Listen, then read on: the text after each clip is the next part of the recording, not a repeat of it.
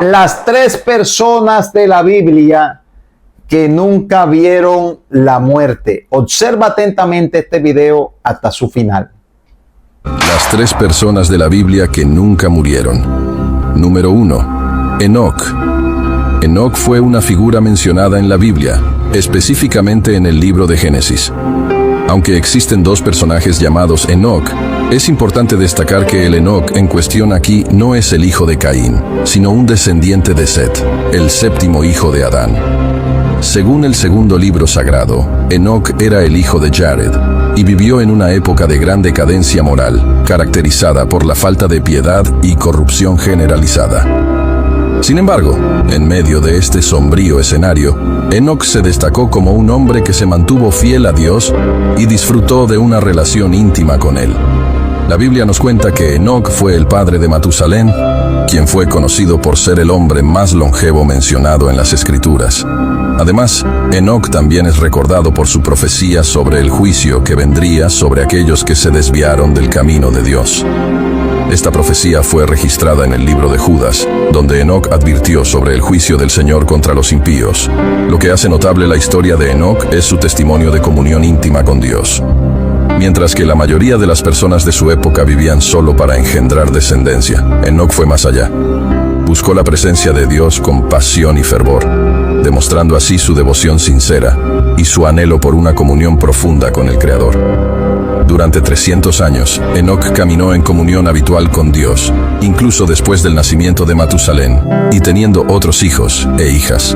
Esta larga caminata de fe y obediencia culminó en un evento asombroso en la historia bíblica: el arrebatamiento de Enoc.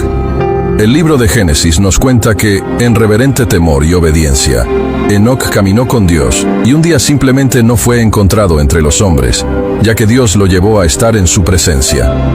Este fue el primer caso documentado de arrebatamiento en la Biblia. Más tarde, en el libro de Hebreos, Enoc es mencionado como alguien de quien el mundo no era digno. Su fe agradó a Dios y fue arrebatado para que no experimentara la muerte. Esto se refuerza por el testimonio registrado sobre Enoc. Él caminó con Dios. Esta afirmación nos invita a reflexionar sobre la importancia de buscar una comunión genuina con el Señor y agradarlo a través de la fe. Enoc no solo nos presenta un ejemplo inspirador de vida espiritual, sino que también nos enseña valiosas lecciones. Él demuestra la importancia de vivir para la audiencia divina, buscando apasionadamente la presencia de Dios. Al hacerlo, también podemos experimentar a Dios de una manera completamente nueva y profundamente trascendente. La historia de Enoc nos alienta a buscar una comunión íntima y constante con Dios, incluso en tiempos difíciles y desafiantes, recordándonos que Dios siempre busca corazones fieles y dispuestos a vivir plenamente para Él. Número 2. Elías. Elías fue llamado por Dios en un momento muy crítico en Israel. El país estaba bajo el gobierno del rey Acab, uno de los peores reyes de Israel, conocido por su idolatría y liderazgo corrupto. Elías era un hombre temeroso de Dios y uno de los más grandes profetas de Israel.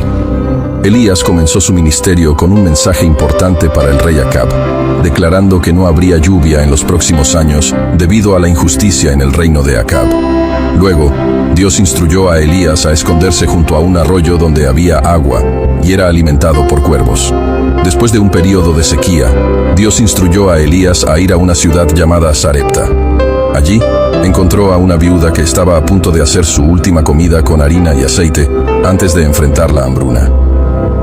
Elías le pidió que hiciera un pan para él primero, prometiendo que la harina y el aceite nunca se agotarían. La mujer obedeció y presenció el milagro de Dios, ya que su harina y aceite nunca se agotaron mientras la sequía continuaba. Luego Elías desafió a los profetas de Baal en el monte Carmelo. Convocó a una asamblea y propuso una prueba. Los profetas de Baal y él mismo sacrificarían un toro, y el Dios que respondiera con fuego demostraría ser el verdadero Dios. Los profetas de Baal montaron su altar y clamaron por el fuego durante horas, pero sin éxito. Luego, Elías construyó un altar al Señor, hizo un sacrificio y pidió que Dios enviara fuego.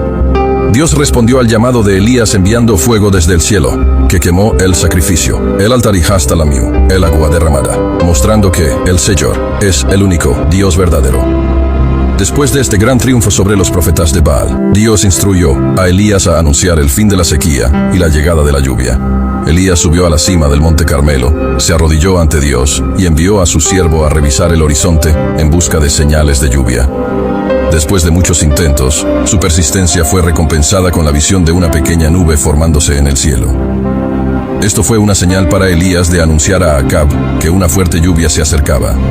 Dios manifestó su poder nuevamente al traer lluvia abundante a la tierra, a pesar de los grandes éxitos y victorias logrados por Elías en su misión. También enfrentó oposición y persecución. Tuvo que huir de la reina Jezabel, quien quería matarlo. Durante su huida, llegó al desierto y, sintiéndose desesperanzado y exhausto, pidió a Dios que le quitara la vida. Sin embargo, Dios envió un ángel para fortalecerlo con comida y agua. Elías fue fortalecido y continuó su viaje hacia el monte Horeb, donde tuvo un encuentro especial con Dios. En el monte Horeb, Elías entró en una cueva y Dios le habló a través de un susurro suave. Dios renovó la comisión de Elías y le dio instrucciones claras sobre lo que debía hacer a continuación. Elías regresó de la cueva. Encontró a Eliseo, quien se convertiría en su discípulo y sucesor. Elías arrojó su manto sobre Eliseo, lo que fue una señal de que sería el próximo profeta. La vida de Elías terminó de manera única y misteriosa, ya que Dios le reveló que su partida estaba cerca. Elías y Eliseo viajaron juntos desde el monte Horeb. En su camino, hicieron paradas en Betel, Jericó y finalmente llegaron al Jordán. Cuando llegaron al Jordán, Elías dividió las aguas con su manto y cruzaron en tierra seca. Mientras caminaban y conversaban, de repente apareció una cuadriga de fuego con caballos de fuego, y Elías fue llevado al cielo en un torbellino. Su sucesor, Eliseo, quedó asombrado y clamó: «Mi padre, mi padre». Mientras Elías desaparecía de su vista, Eliseo recogió el manto de Elías, que cayó de él, y regresó a la orilla del Jordán con el manto de Elías. Eliseo también dividió las aguas del río Jordán, demostrando que el Espíritu de Dios que estaba en Elías ahora estaba sobre él como su sucesor. La partida de Elías fue un evento milagroso que marcó la transición al ministerio de Eliseo. Aunque Elías nunca murió físicamente, dejó un poderoso legado y allanó el camino para el próximo profeta de Dios.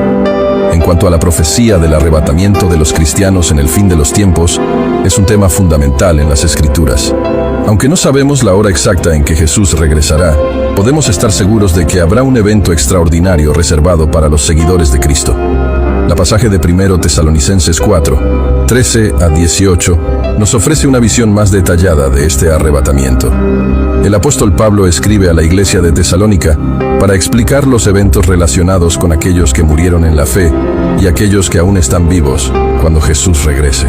En primer lugar, Pablo desea que los creyentes no estén ignorantes acerca de aquellos que duermen en Cristo, es decir, aquellos que ya han muerto en la fe, para que no se entristezcan como los que no tienen esperanza. Él enfatiza que, si creemos en la muerte y resurrección de Jesús, también debemos creer que Dios traerá consigo a los que han dormido en Jesús. Pablo revela que cuando el Señor regrese, habrá un orden específico de eventos. Jesús descenderá del cielo con un grito de mando, con la voz del arcángel y con el sonido de la trompeta de Dios. En ese momento, los muertos en Cristo resucitarán primero. Esta resurrección física y gloriosa ocurrirá en un instante. Luego, algo aún más sorprendente sucederá. Aquellos que están vivos serán arrebatados juntamente con los resucitados en las nubes para encontrarse con el Señor en el aire.